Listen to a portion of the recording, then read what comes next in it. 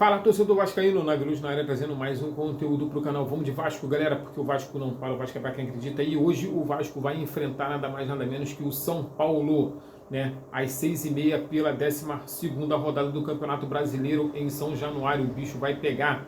Hoje teremos que mostrar o inferno para o vovô Anjo, para os paulistas dentro de São Januário, galera. Território hostil. É o que eu queria e o que eu quero é botar essa bronca, essa marra para cima da galera que nos enfrentam dentro de São Januário. Mas do jeito que está, impossível o Vasco mostrar o inferno, o território hostil dentro de São Januário. Ultimamente o Vasco tem empatado ou até mesmo sofrendo a derrota ou a virada dentro de São Januário. Já foi época do território hostil, já foi época de mostrarmos aos adversários o inferno que é jogar dentro de São Januário, galera. Mas vamos que, né, temos algumas coisas para falar, né, o tempo ruge, daqui a pouco o Vasco vai estar em campo, e a situação é o seguinte, vamos ao o retrospecto desse jogo, galera, entendendo o seguinte, são 131 jogos, né, entre essas duas equipes, entre esses dois gigantes. Né, desses 131 jogos, temos 48 vitórias para o São Paulo, 46 vitórias para o Vasco da Gama e 37 empate, galera. O Vasco está na 13ª colocação com 13 pontos e 11 jogos. O São Paulo está na 3ª posição com 20 pontos e 11 jogos, galera. Ou seja, 10 pontos de diferença separa o Vasco, né, do São Paulo. E o Vasco precisa vencer para poder estar dando continuidade em estar ali no meio de tabela. Hoje, o que o torcedor vascaíno, o que a gestão, o que a maioria dos vascaínos espera é o Vasco estar ali entre o 6º, 7º lugar, o 8º, é isso. Infelizmente, é o que nós temos para o Vasco hoje, galera. Não dá para a gente achar que dá para poder disputar o campeonato, ganhar o Brasileirão, né, entrar ali entre os 5 na tabela para brigar pela vaga, né, na Libertadores ali, né, entrar, né, no acesso, né, no grupo, né, grupo de acesso da Libertadores. Mas é o que tem, cara. São 20 anos de gestões medíocres, de gestões que só, né, roubaram o Vasco, só sacanearam, só fizeram gestões, assim, administrações porcas. Então o resultado chegou, né, cara? A fatura chegou, então não dá hoje pra gente ficar sonhando, né, dizendo que vamos estar lá entre os 5, brigando por título, que não é verdade. A realidade, e temos que deixar bem claro, é que o Renato Gaúcho e suas gestões que estão alinhadas, né, com a ideia do Renato Gaúcho, já deixou bem claro que a prioridade é o Brasileirão. Mas por que a prioridade é o Brasileirão? Na concepção, né, do Renato Gaúcho, a prioridade no Brasileirão é para não brigar para cair, para não brigar na parte de baixo. Não é para ser campeão, não é para entrar, né, na fase de grupos da Libertadores. É para não cair. Olha a situação, a prioridade do Vasco da Gama hoje é para não cair. É para não ficar brigando na zona de rebaixamento, né? A prioridade é para se manter no meio de tabela. E acabou, filho, é isso. Não tem título, não tem fase de grupo de Libertadores. No máximo que vamos ter é meio de tabela e uma vaga na fase de grupo da Sul-Americana.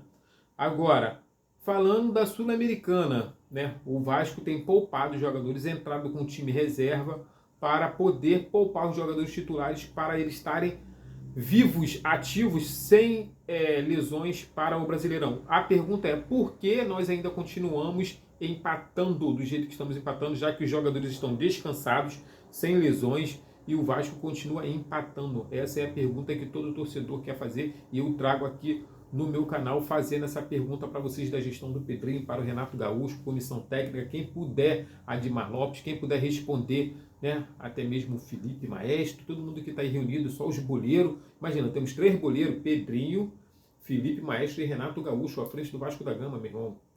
Nós queremos saber o porquê não está dando certo, o porquê, o que está acontecendo, porque o Vasco só empata, quando não empata sofre, né, a virada, né, faz o gol no início, descansa e sofre o empate, e às vezes sofre também a derrota, e quando sai atrás do placar empata, e tá um samba do crioulo doido, galera.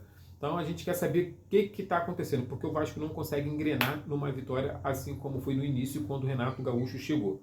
Cara, a provável escalação do Vasco da Gama é a seguinte: Léo Jardim no gol, PH e Cuiabano serão a dupla de laterais Cuestas e Robert Renan farão a dupla de zaga, porque o Alan Saldívia já tomou o terceiro cartão amarelo e está suspenso.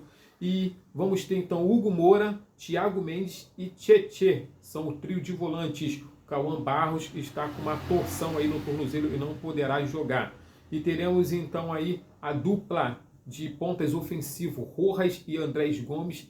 E temos aí também o David como atacante. A formação tática que eu pude perceber que o Vasco vai usar hoje será a 4-3-1-2. Vou deixar para vocês poderem visualizar aí como é essa formação, né? 4, né, jogadores ali atrás, os 2 zagueiros, os 2 laterais. Depois vamos ter a trinca de volante ali no meio ali também ajudando para que a gente não venha sofrer gols, né? Não venha sofrer contra-ataque. E temos ali no meio Rojas sozinho fazendo aí essa, né, interligando o ataque, né, aquele homem de último toque, botando a bola ali para os jogadores para que eles possam fazer gol. E temos ali na lateral, na ponta ofensiva esquerda, o Andrés Gomes e um pouco jogado para a ponta direita ali no ataque, o David ou até mesmo centralizado. Vamos ver se irá funcionar. Temos aí no banco de reserva para o David, temos o Brenner e o Spinelli, né? O Andrés Gomes hoje pode ser substituído também pelo Nuno Moreira, que gosta muito de jogar dessa forma, como ponta ofensiva esquerda, mas também temos o Rojas, que pode ser substituído também pelo Nuno Moreira. E para a ponta ofensiva direita temos aí o Marino Inestruza, que ainda não conseguiu deslanchar, né? E no trio ali de volante temos o JP, que vem jogando muito bem, a galera está pedindo ele, principalmente no lugar do Tietê, né? Ou até mesmo no lugar do Hugo Moura.